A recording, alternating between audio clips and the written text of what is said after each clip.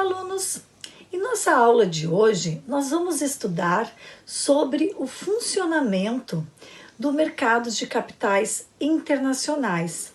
Também vamos entender como acontece os investimentos, realizados em commodities, tanto aqui no Brasil quanto fora.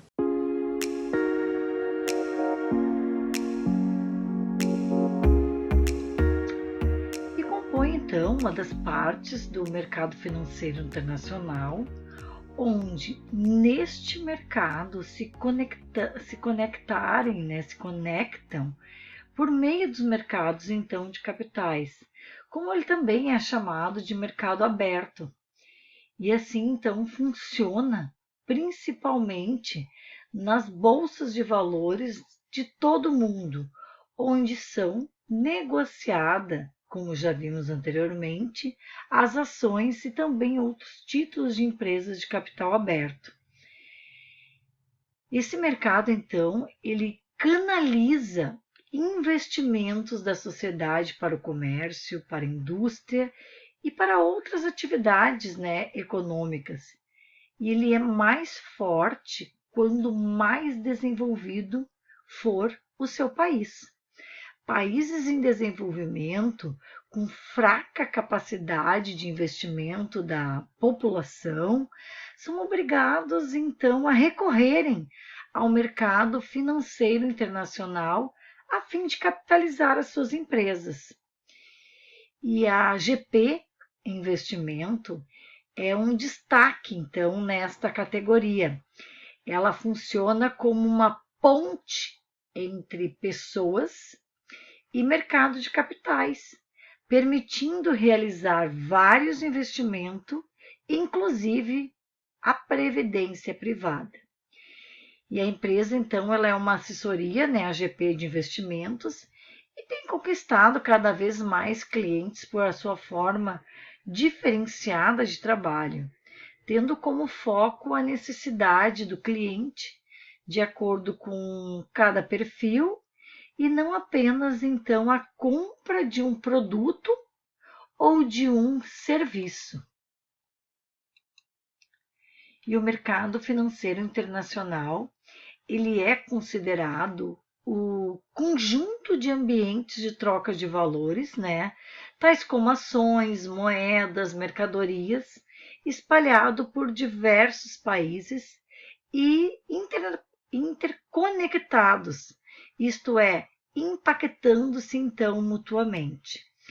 Regulando então, e fiscalizando todas essas transações estão os órgãos e as instituições públicas e privadas que elas garantem os acordos e fazem também valer as regras, então, que são as acordadas, as que valem, que muitos dizem que são as regras do mercado. Então, muito desse mercado, do mercado financeiro internacional, ele gira-se em torno de promessas de valorização e de pagamento, e que devem ser cumpridas para o bom funcionamento do sistema. E o mercado financeiro internacional, além de ser dividido pelo mercado de capitais, ele também pode ser visto e ser dividido como o mercado de créditos, onde esse mercado ele conta com a participação da maior parte da população, é onde são negociados recursos para pessoas ou também para empresas, emprestado por instituições financeiras, como por exemplo os bancos, as financiadoras, e o pagamento aqui ele ocorre por curto, por médio ou até mesmo então por longo prazo.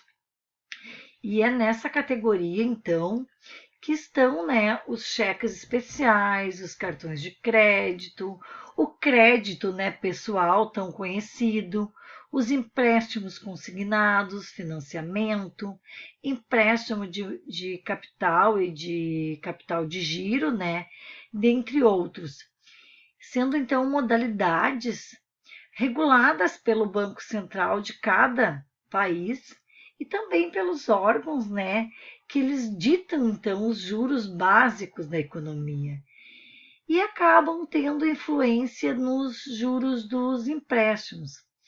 Como exemplo de crédito, né, para a pessoa física, nós temos a própria Rebel, né, que permite que toda negociação ela seja feita online e de uma forma muito rápida. E já então para as empresas que buscam por empréstimos dentro do mercado de crédito, nós temos a Nextchoose, que ela conecta então, digamos que investidores com empresas que precisam de dinheiro naquele momento. Então, assim como a Rebel para as pessoas físicas, a Nextchoose também ela trabalha com taxas mais atrativas e digamos que menos burocráticas na hora de aprovar ou não então a solicitação de crédito. Outra parte então do mercado, né, financeiro, nós temos o mercado monetário. Já este mercado ele é uma categoria especial de empréstimos de curto e também de curtíssimo prazo. Geralmente, né, girando ali em torno de títulos públicos, como títulos do próprio Tesouro Nacional. E por meio, então, da compra e venda desses títulos, o governo federal ele consegue captar recursos para financiar as suas atividades, ao passo em que ele injeta, né, ou ele retira dinheiro da própria economia, dependendo das necessidades do mercado ou da própria política econômica daquele momento.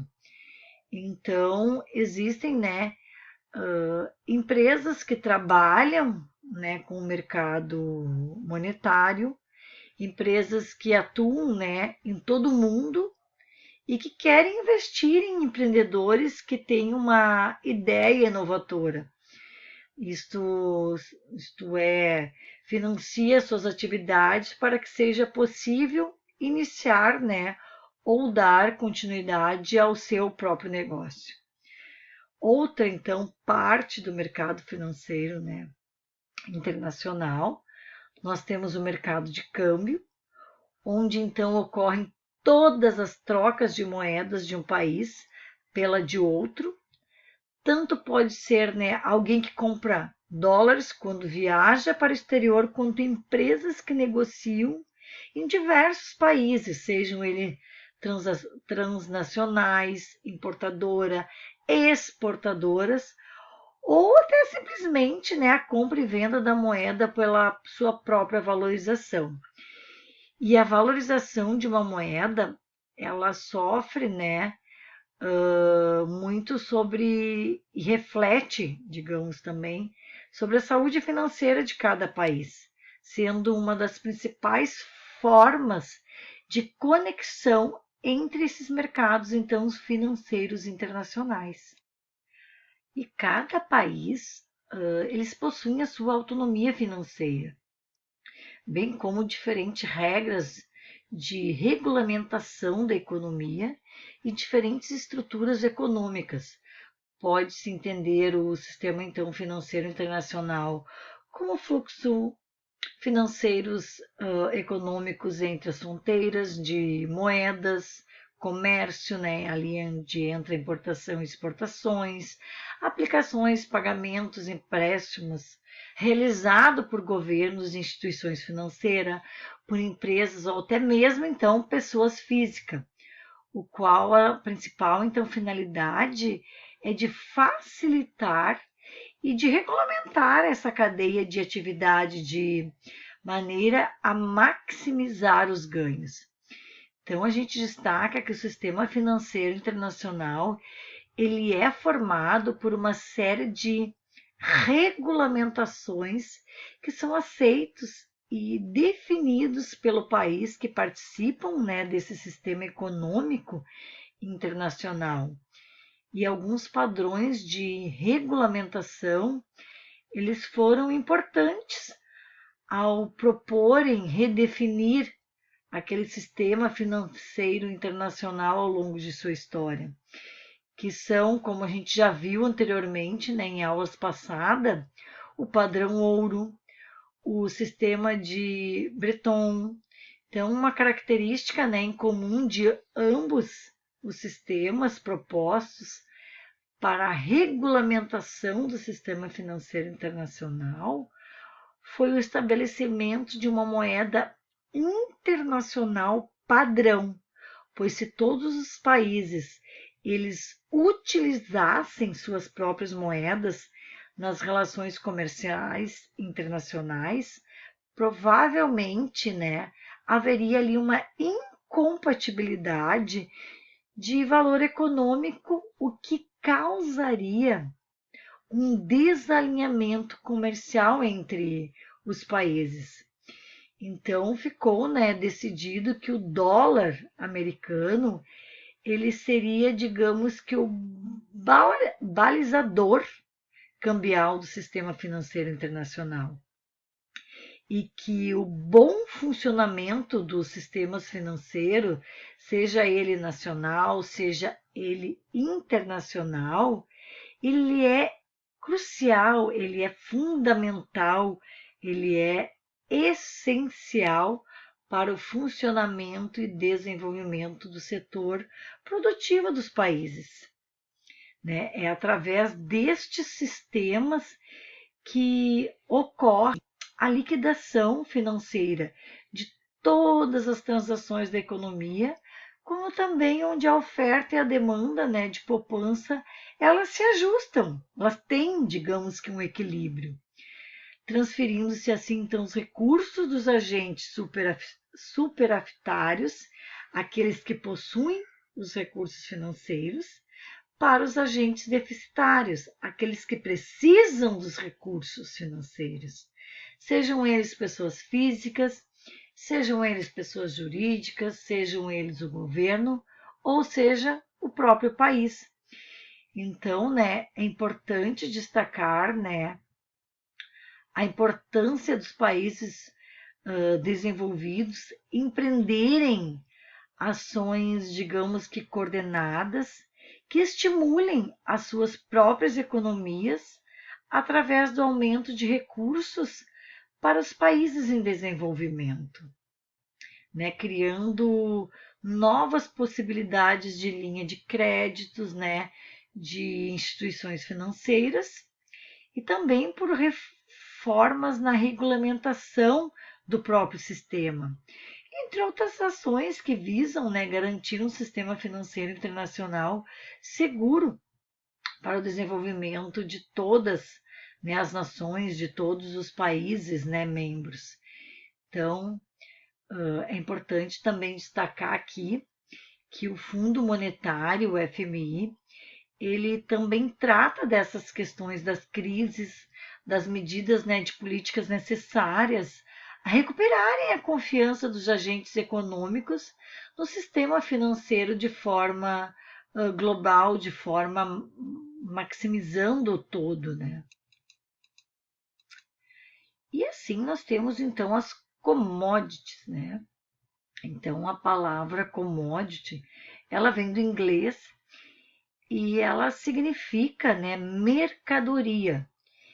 E elas são tidas como matérias-primas produzidas em larga escala, como podemos dizer, com um pequeno grau de industrialização, sem diferenciação de marca e que podem ser estocadas por um grande período de tempo sem perder as suas qualidades. Então, como principais exemplos de commodities, né? Nós temos o café, nós temos o petróleo, a soja, o ouro e até o boi gordo, né? Então, a gente se pergunta, investir em ouro vale a pena? Mas o que será que isso tem a ver também, então, digamos, com o investimento, né?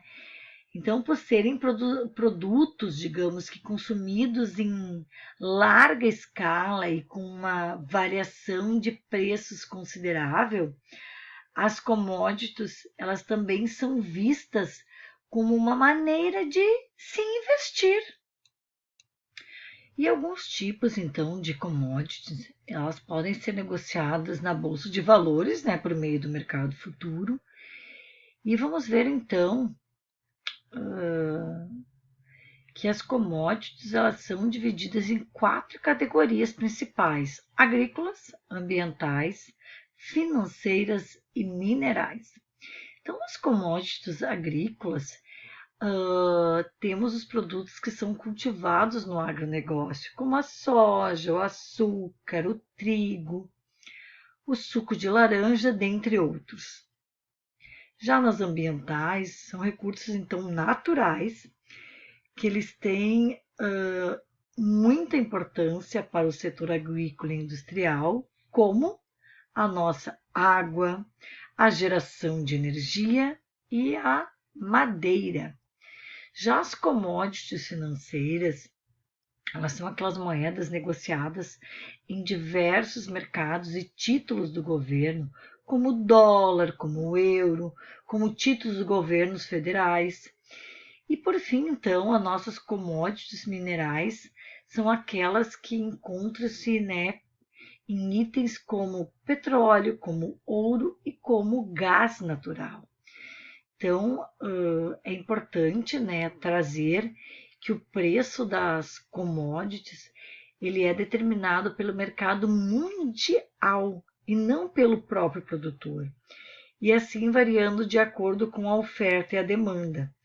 Então, devido à abundância de recursos naturais e, digamos que a vasta extensão territorial, o nosso país ele se destaca entre os principais players mundiais do mercado de commodities, sendo uma forte potência na produção e exportações desses produtos.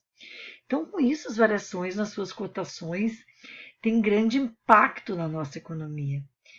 E as principais commodities brasileiras são o petróleo, o boi gordo, o café, o minério de ferro, o suco de laranja, o alumínio e a soja.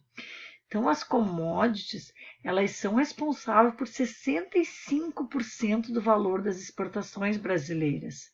Soja, minério de ferro, petróleo, juntos eles representam 72% das receitas de exportações e fazem assim parte da balança comercial brasileira.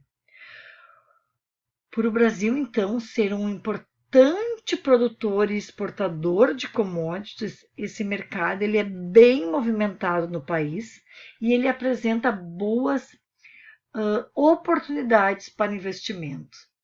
E as negociações, então, neste mercado, no Brasil, elas são feitas por meio do contratos no mercado futuro. E esse está inserido na Bolsa de Valores e no qual não é, então, qualquer transferência real de produto. Então, assim, negociar um contrato de milho, por exemplo, ele não implica em receber sacas de produtos, e sim o próprio retorno, então, esperado com a variação do preço negociado previamente. Então, como vantagem disso, nós temos a oscilação do preço, né, dessas commodities, que varia de acordo com a oferta e a demanda. E é justamente aí que moram, então, as oportunidades de ganho para os investidores. Os chamados contratos futuros, eles funcionam como uma garantia contra a variação dos valores das commodities. Trata-se, então, de um contrato de compra e venda, no qual o produtor e o comprador eles estabelecem um preço para entrega e para pagamento em uma data futura. Então, assim, o produtor ele consegue travar o preço do produto e reduzir o risco de perda caso o preço então caia no período. E no caso do comprador, ele pode lucrar se o preço subir.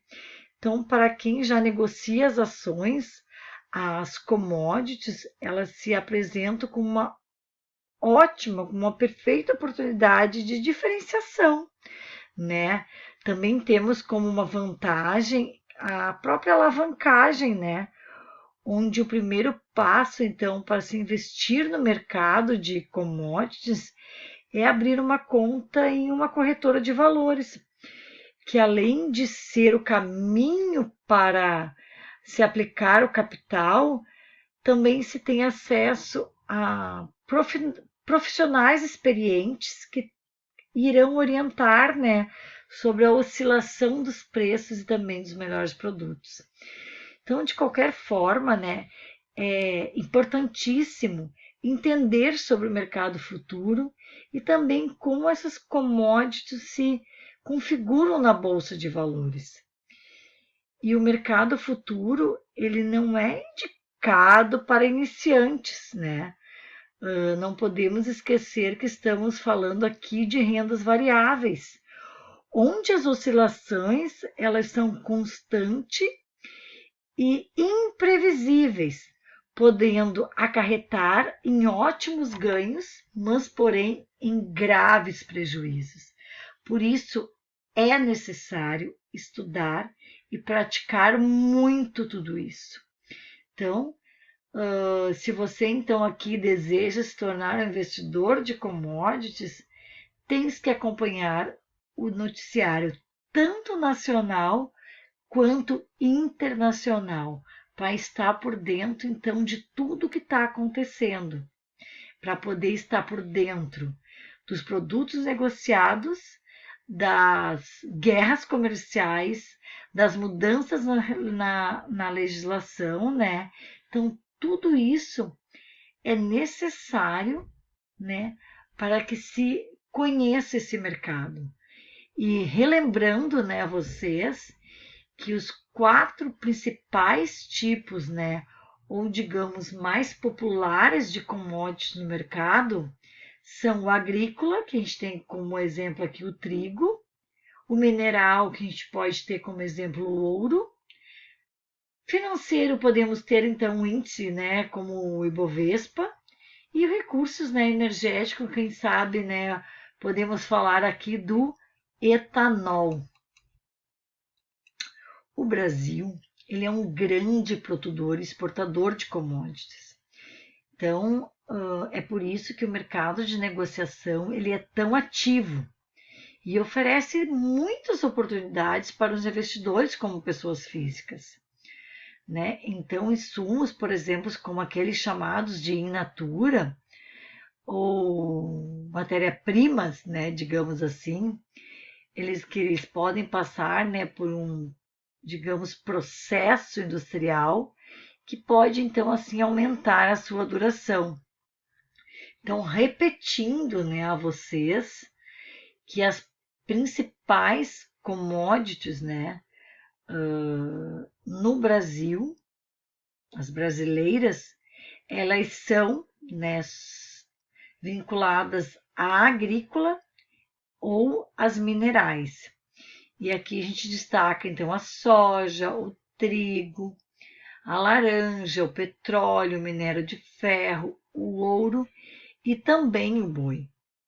E o Brasil, ele é o terceiro maior exportador de commodities do mundo, com seus produtos então distribuídos, né, para mais de 180 países combinados, mas o retorno esperado, né, caso o preço negociado, ele possa então ser atingido. E no Brasil, a produção então da commodities, podemos dizer que a mineral, ela é considerada a mais baixa, né? Então, o produto mais negociado em bolsa é o ouro e o petróleo. E na parte das commodities financeiras, né? Então, eles são aqueles produtos, podemos dizer, financeiros básicos dentro de uma economia, como a própria moeda, né? Que temos o dólar, o real, o ouro, os índices, então, da Bovespa, né, da SMIL, entre outros, o próprio título do Tesouro Direto, e como energéticas, né, de energia, então existe uma série de commodities aqui ligadas a ela. Então, temos também o próprio petróleo, né, por ele ser considerado, né, um tipo, e as mais negociadas na Bolsa de Valores, né, na B3, são as matérias-primas que são extraídas da cana-de-açúcar, como o etanol hidratado, o etanol anidro, né? Então, saindo aqui do Brasil, a gente tem como destaque, né, também uma maior variedade, que seria o gás natural, a eletricidade, né? Então, as commodities na economia, elas trazem grande benefício no Brasil, sendo responsável por 65% do valor das exportações. E a partir do março de 2017, o volume exportado, por exemplo, da soja em grãos, ele subiu para 9 milhões de toneladas. E a receita, então, para 3,5 bilhões. E o valor, então, diário das exportações de carne, né, que nós chamamos in natura, é de mais de 50 milhões. E a soja, minério de ferro e petróleo, eles juntos representam 72% das receitas de exportação e fazem parte, então, da balança comercial brasileira, né? Então, como eu já tinha citado anteriormente, volto então a citar as principais commodities brasileiras, né, que podem ser então pesquisadas e vistas no site da Bolsa de Valores, né, que chamado B3, e que são diariamente, né, negociadas no mercado futuro. É o próprio dólar, os juros, os índices, os títulos do tesouro, o próprio açúcar cristal, o boi gordo, o café arábica 4/5, o café arábica, né, L6/7, o etanol anidro, o etanol hidrato, milho, ouro, petróleo, soja. Então, como vocês podem observar, né, no slide, muito, né, são as commodities produzidas e negociadas dentro, então, deste contexto. Podemos comentar, destacar, né, que nos últimos 3 anos, o Brasil ele manteve a liderança mundial em exportações de soja. Quase da metade de toda a soja consumida no planeta, hoje ela é de origem brasileira. Então, a soja em grãos ela serve como matéria-prima para a indústria alimentícia, né? Assim como também para o insumo para a produção de biodiesel. O farelo da soja ele é utilizado na alimentação de aves, de suínos, tendo então um papel fundamental na indústria de carnes. E dos 35 bilhões, né, que o Brasil exportou em soja no ano passado, então cerca de 60% eles foram comprados pela China, né? Então, e um dos elementos mais comuns, né, digamos que da crosta terrestre, o ferro, ele é o metal mais utilizado em todas as indústrias. Então, cerca de 95% do ferro extraído no planeta, ele é destinado à produção de aço. E além de, então, ter a segunda maior reserva global de ferro, o Brasil também ele é o segundo maior exportador do mineral bruto. E aí, então, a indústria brasileira ela ocupa a liderança, né, global até 2020, mas perdeu, né, a posição para a Áustria e em meio ao impacto então da pandemia sobre a produção. Então, assim como a soja, né, a maior parte do minério de ferro brasileira, ela é comprada pela China, né, responsável então ali por 71% das importações. E a terceira maior exportação brasileira é o petróleo bruto.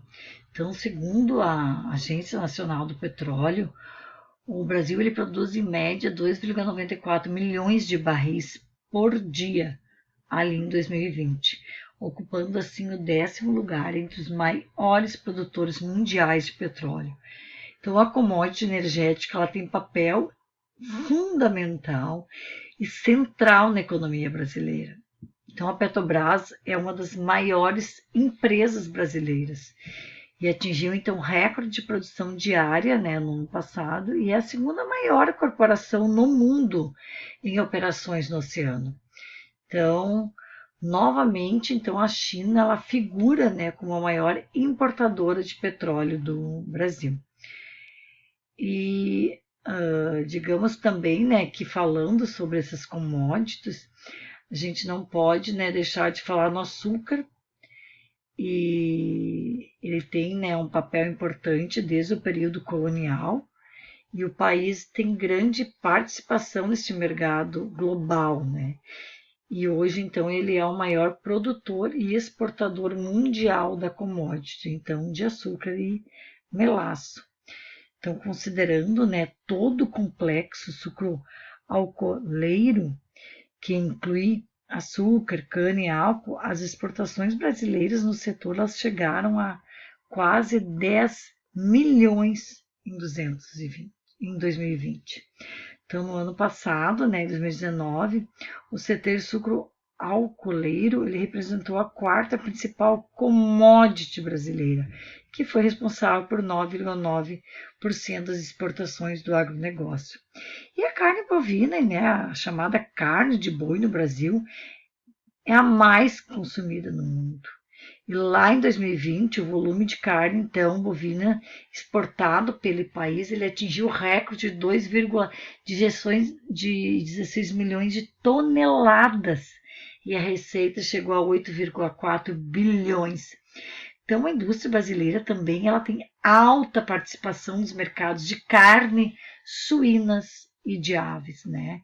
Então, o saldo das exportações de carne no Brasil já se passou de 17,16, digamos que bilhões, né, em 2019.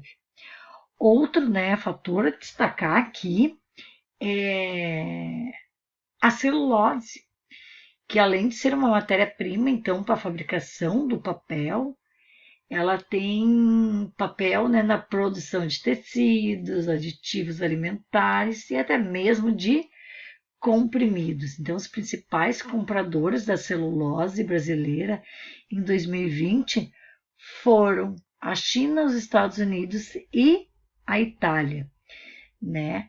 E o milho, ele, embora, né, digamos que seja um ingrediente muito básico, né, da culinária em muitos países, o seu principal, então, uso é na alimentação animal.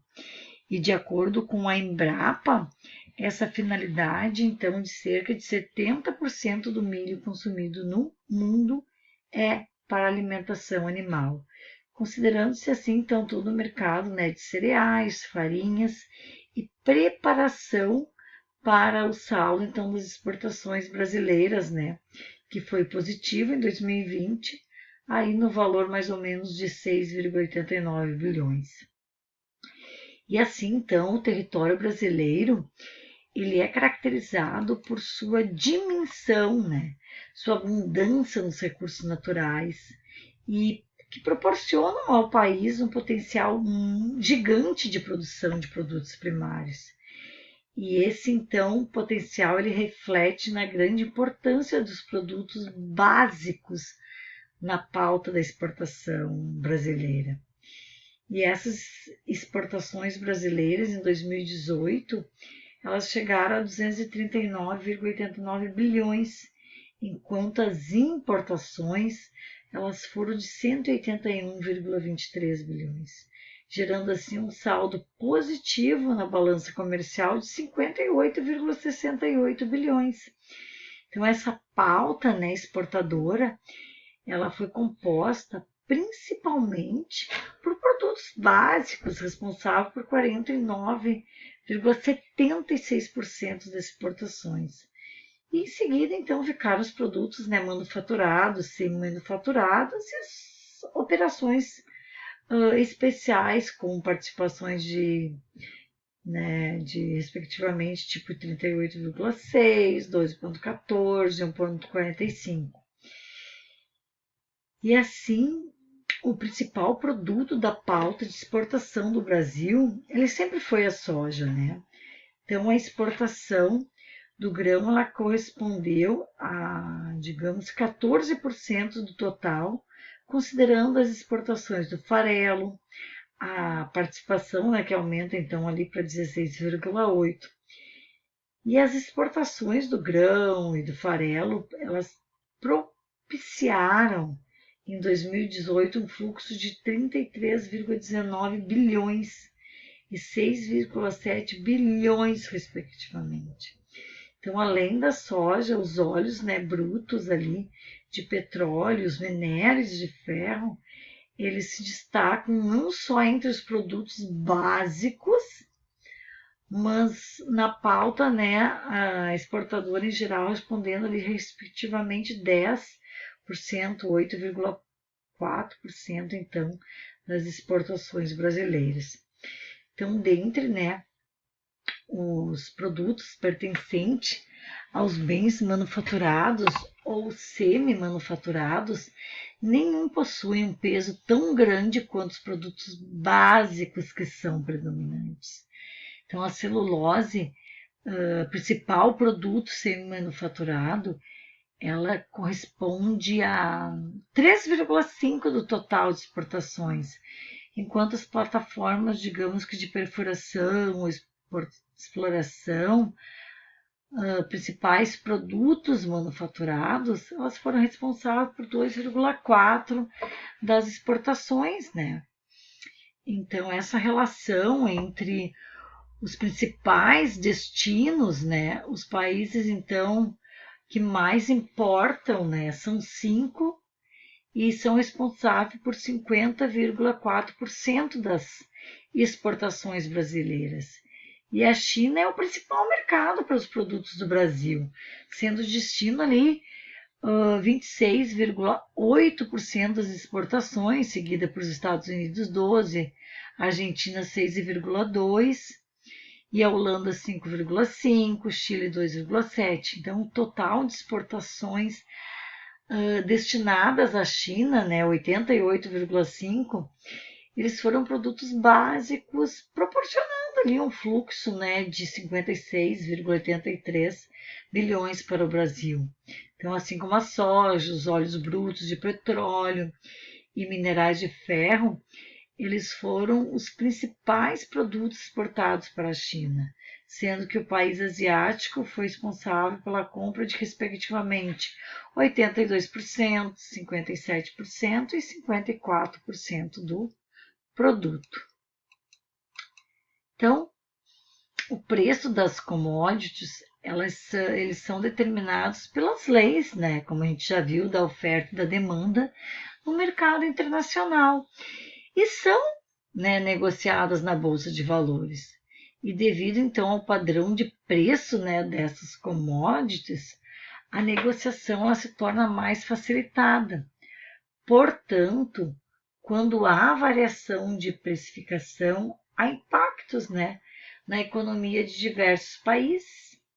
Ao considerar, né, ali uma commodity, a matéria-prima ou a mercadoria, então, ela passa, né, a ter sua precificação partindo ali então da cotação no mercado, né, no caso da bolsa de valores, e não mais no valor de produção. Então, para as commodities agrícolas, por exemplo, como a soja, o milho, né, os períodos de entre safra, eles costumam fazer os preços subirem. E, além disso, o preço destes insumos também costuma variar com base nos custos de produção e de paridade de exportação. Então, como a história, né, secundária ela compra essas commodities, é comum que os produtores eles repassem, né, os aumentos e as quedas, né, aos consumidores. Então, para se verificar este ocorrido, né, podemos pesquisar no portal então online Expert XP, que é a plataforma que produz conteúdo sobre investimentos financeiros.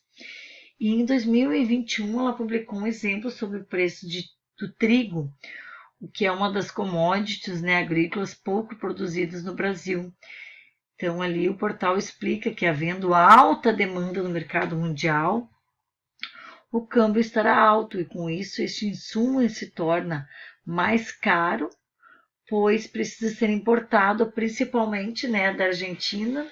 Assim os produtos então que dependem deles, como pães, massas, né, e biscoitos, ele tem os seus preços ajustados para cima. Assim então você pode, né, observar no slide que, devido ao grande peso que tem sobre a economia, as produtoras e exportadoras de commodities, elas figuram com frequência entre as maiores empresas listadas na bolsa.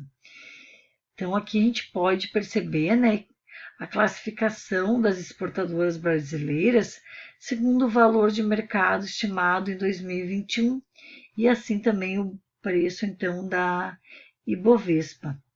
Né? Então, com a pandemia ocasionada pelo Covid, ele resultou em queda nos preços domésticos do arroz, do leite, das carnes suínas, de frango, das hortifrutícolas, e isso também acontece em razão da queda da demanda interna, que foi decorrente do funcionamento, né, de bares, restaurantes, e que impactou fortemente na renda dos familiares. Mas o mercado em 2021 ele previu um aquecimento nos preços das commodities, principalmente, né, pela forma dos comércios e pelas campanhas de vacinação do mundo. Então,